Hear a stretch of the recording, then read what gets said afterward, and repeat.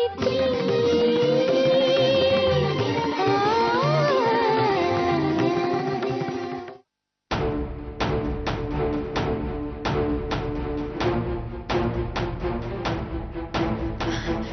Thanks Aryan, ನಿಮ್ಮಿಂದ ತುಂಬಾ ಉಪಕಾರ ಆಯ್ತು. ಇದ್ರಲ್ಲಿ ಉಪಕಾರ ಏನ್ ಬಂತು? ಅಮೃತ ನನಗೂ ಫ್ರೆಂಡೇ. ಒಬ್ಬ ಫ್ರೆಂಡ್ ಏನ್ ಮಾಡ್ಬೇಕೋ ಅದನ್ನ ಮಾಡಿದೆ ಅಷ್ಟೇ. ನೀವು ಕಷ್ಟದಲ್ಲಿದ್ರು ನಾನು ಹೀಗೆ ರಿಯಾಕ್ಟ್ ಮಾಡ್ತಾ ಇದ್ದೆ. ಬಾಯ್ ಬಾಯ್.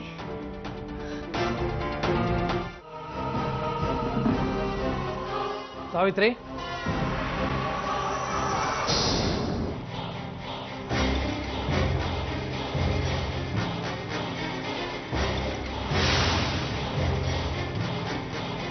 ಯಾರಿವನು? ಅಮೃತ ಕ್ಲಾಸ್ಮೇಟ್.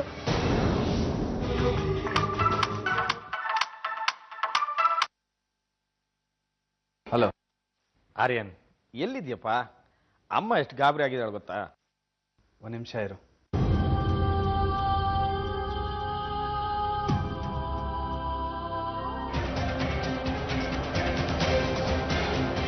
ಹಾಯ್, ನಾನು ಆರ್ಯನ್, ನಿಮ್ಮ ಬೆಸ್ಟ್ ಫ್ರೆಂಡ್ ದಾಮೋದರ್ ಹಾಗೂ ಇಂದುಮತಿ ಮಗ. ಯಾರು ಇನ್ನ ಒಳಗಡೆ ಬಿಟ್ಟಿದ್ದು?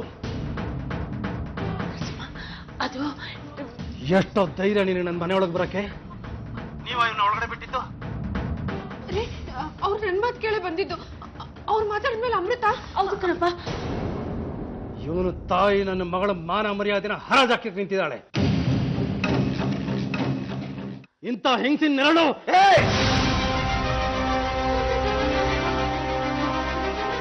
ತಾಯಿ ಬಗ್ಗೆ ಒಂದು ಮಾತಾಡಿದ್ರೆ ನಾಲ್ಗೆ ಕತ್ತರಿಸ್ಬಿಡ್ತೀನಿ ನಿಂದು.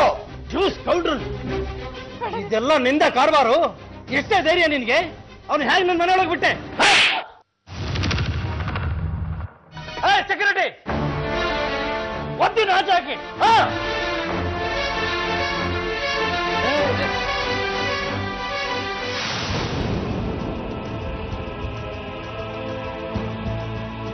ಜಗ್ಗು, ಜಗ್ಗು, ಎಲ್ಲಿಗೆ ಹೊರಟೆ?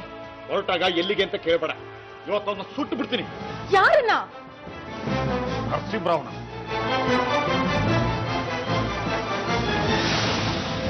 ಆರ್ಯನು ನರಸಿಂಹರಾವ್ ಮನೆಗೆ ಹೋಗಿದ್ದಾನೆ. ಅವನ್ ಯಾಕೆ ಅಲ್ಲಿಗೆ ಹೋದ? ನರಸಿಂಹರಾವ್ ಆರ್ಯನಿಗೆ ಅವಮಾನ ಮಾಡಿದ್ದಾನೆ. ನರಸಿಂಹ, ಇವತ್ತಿಂದ ನಿನ್ ಕತೆ ಮುಗೀತು. ದಿನಗಳು ಎಣಿಸ್ಕೊಳಕ್ ಶುರು ಮಾಡು. Count your days.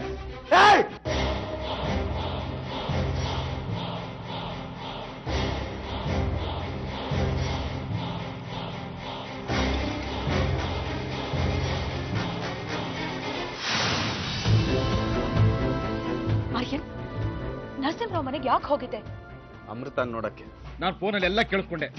ಅವನು ನಿನಗೆ ಅವಮಾನ ಮಾಡಿದ್ರೆ ಆ ಲೆಕ್ಕನ ನಾನು ಚುಕ್ತ ಮಾಡ್ತೀನಿ. ಬೇಕಾಗಿಲ್ಲ, ಇದು ನನ್ನ ಆಟ.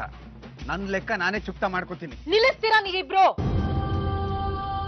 ಲೆಕ್ಕ ಇರೋದು ನನ್ನ ನರಸಿಂಹನ್ ಮಧ್ಯೆ. ಅದಕ್ಕೂ ನಿಮ್ಗೂ ಯಾವ ಸಂಬಂಧನೂ ಇಲ್ಲ. ಸಂಬಂಧ ಇದೆ, ನನಗ್ ಸಂಬಂಧ ಇದೆ.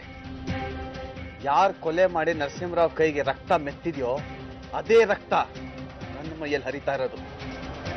ನನಗ್ ಸಂಬಂಧ ಇದೆ. ಪರಶು ಅಮೃತನ್ ಕರ್ಕೊಂಡ್ ಬಂದ. ಆದ್ರೆ ಅಮೃತ ಗಂಡಸರು ನೋಡೇ ಹೆದರ್ಕೋತಾ ಇದ್ಲು. ಆ ಹುಡುಗ ಅದನ್ನ ದೂರ ಮಾಡ್ದ. ಅದು ಗೊತ್ತಾ ನಿನಗೆ? ಮಗಳು ಮತ್ತೆ ಸಿಕ್ಕಿದಾಳೆ ಕಣೋ. ಅವಳ ಅಪ್ಪಿ ಮುದ್ದಾಡೋ.